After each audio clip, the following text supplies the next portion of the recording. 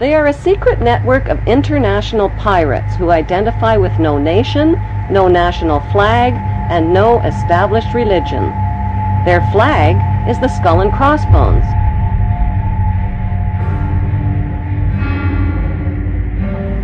Did the world wars, revolutions, and big events of human history evolve naturally, or were they calculated and pre-planned? If they were pre-planned, who planned them, and what are they planning for the future of humanity?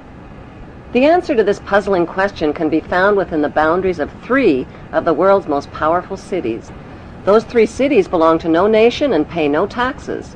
They are Washington's District of Columbia, which is not part of the city of Washington or of the United States, the inner city of London, which is not part of London or England, and Vatican City, which is not part of Rome or Italy.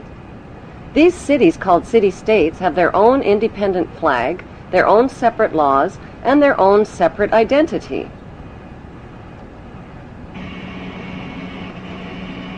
Vatican City is in fact a state, the smallest principality in the world. It lies on the banks of the Tiber, completely surrounded by the city of Rome. Its status as a separate state emerged from the Lateran Agreements of February 1929. It has its own newspaper, postal service, radio and television station, its own flag, and a population of about 1,000.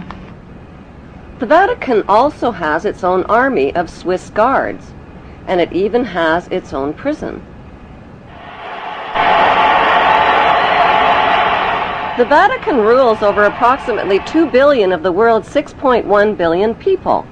The colossal wealth of the Vatican includes enormous investments with the Rothschilds in Britain, France, and the USA, and with giant oil and weapons corporations like Shell and General Electric. The Vatican solid gold bullion worth billions is stored with the Rothschild-controlled Bank of England and the U.S. Federal Reserve Bank.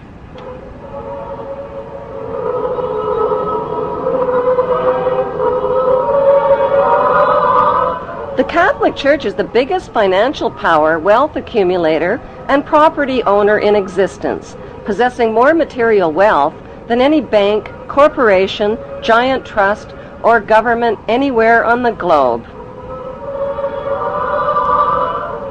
The Pope, who is the visible ruler of this colossal global wealth, is one of the richest men on earth. While 2/3 of the world earns less than $2 a day, and 1/5 of the world is underfed or starving to death, the Vatican hoards the world's wealth, profits from it on the stock market, and at the same time preaches about giving. How did the Pope and Vatican accumulate all that wealth over the millennium? One method was to put a price tag on sin. Many bishops and popes actively marketed guilt, sin, and fear for profit by selling indulgences. Worshippers were encouraged to prepay for sins they hadn't yet committed and get pardoned ahead of time. Those who didn't pay up risked eternal damnation in Satan's oven. Pope Leo X rebuilt St. Peter's Basilica, selling tickets out of hell and tickets to heaven. During the Dark Ages, the Catholic Church not only hoarded the wealth they collected from the poor, but hoarded knowledge. They kept the masses ignorant and in the dark by denying them a basic education. Like Vatican City, London's inner city is also a privately owned corporation or city-state, located right smack in the heart of Greater London. It became a sovereign state in 1694 when King William III of Orange privatized and turned the Bank of England over to the bankers. By 1812, Nathan Rothschild crashed the English stock market and scammed control of the Bank of England. Today, the city-state of London is the world's financial power center and the wealthiest square mile on the face of the earth. It houses the Rothschild-controlled Bank of England, Lloyd's of London, the London Stock Exchange, all British banks, the branch offices of 385 foreign banks, and 70 U.S. banks. It has its own courts, its own laws, its own flag, and its own police force. It's not part of Greater London or England or the British Commonwealth and pays no taxes. The city-state of London houses Fleet Street's newspaper and publishing monopolies. It is also the headquarters for worldwide English Freemasonry and headquarters for the worldwide money cartel known as the Crown. Contrary to popular belief, the Crown is not the royal family or the British monarch. The Crown is the private corporate city-state of London. It has a council of 12 members who rule the corporation under a mayor called the Lord Mayor. The Lord Mayor and his 12-member council serve as proxies or representatives who sit in for 13 of the world's wealthiest, most powerful banking families. This ring of 13 ruling families includes the Rothschild family, the Warburg family, the Oppenheimer family, and the Schiff family. These families and their descendants run the Crown Corporation of London. The Crown Corporation holds the title to worldwide Crown land in Crown colonies like Canada, Australia, and New Zealand.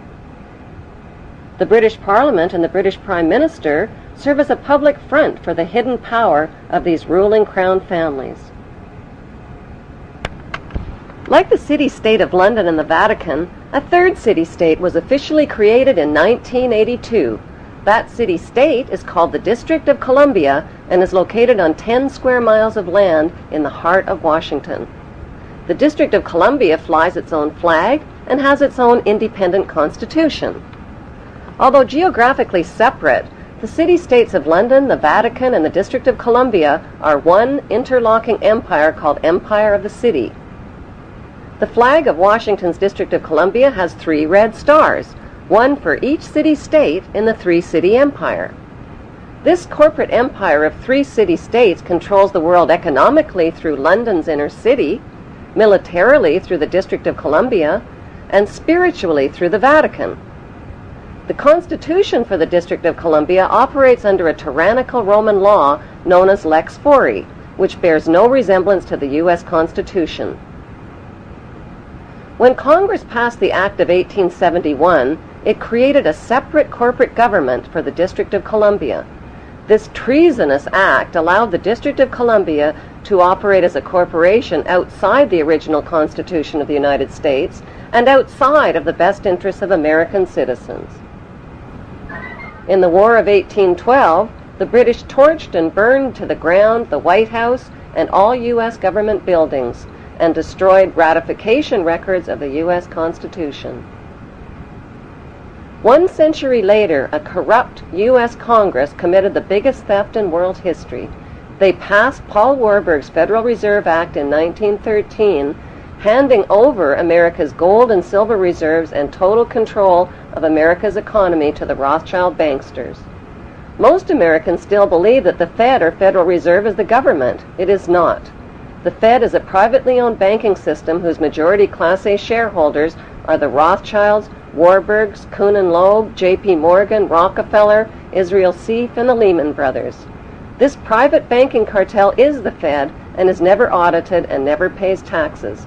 They print and design America's money, which displays their symbols of an Egyptian pyramid, a Masonic all-seeing eye, and the words "In God We Trust." Who exactly is the God they trust? They also collect American taxpayers' money through the IRS. Then they loan it back again with interest to pay for roads, bridges, and other public works. American presidents are handpicked and financed by these special interest power groups. Like George W. Bush, John Forbes Kerry, whose initials are JFK, is a member of Yale University's Skull and Bones Brotherhood. The Forbes part of John Kerry's name identifies his descendancy from Captain Robert Bennett Forbes, who was a drug runner for the Rothschilds' opium drug trade with China in the 1800s. At the center of each city-state is a towering, phallic-shaped stone monument called an obelisk that points skyward. In D.C.'s city-state, the obelisk, known as the Washington Monument, was dedicated to Freemason George Washington by the Freemason Grand Lodge of the District of Columbia.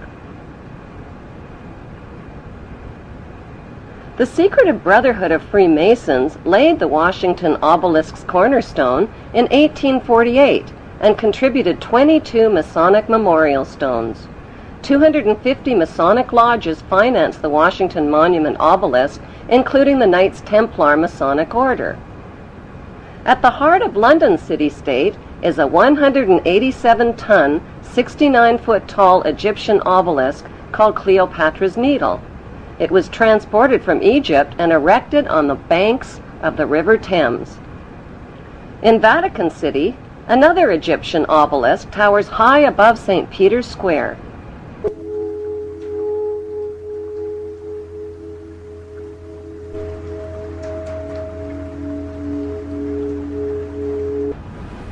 What exactly is an obelisk?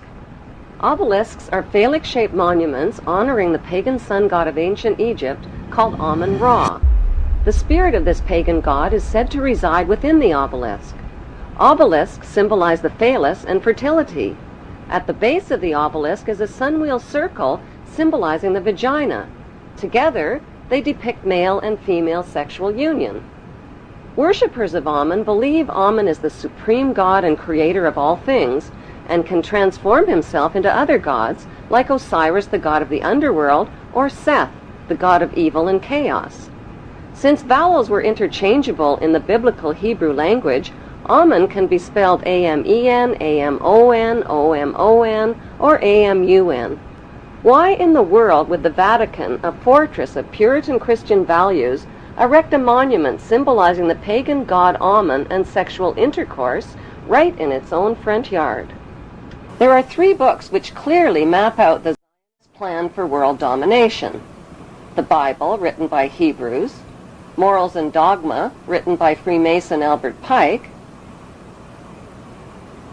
and the Protocols of Zion, written by the Priori and revised by the Zionist Illuminati.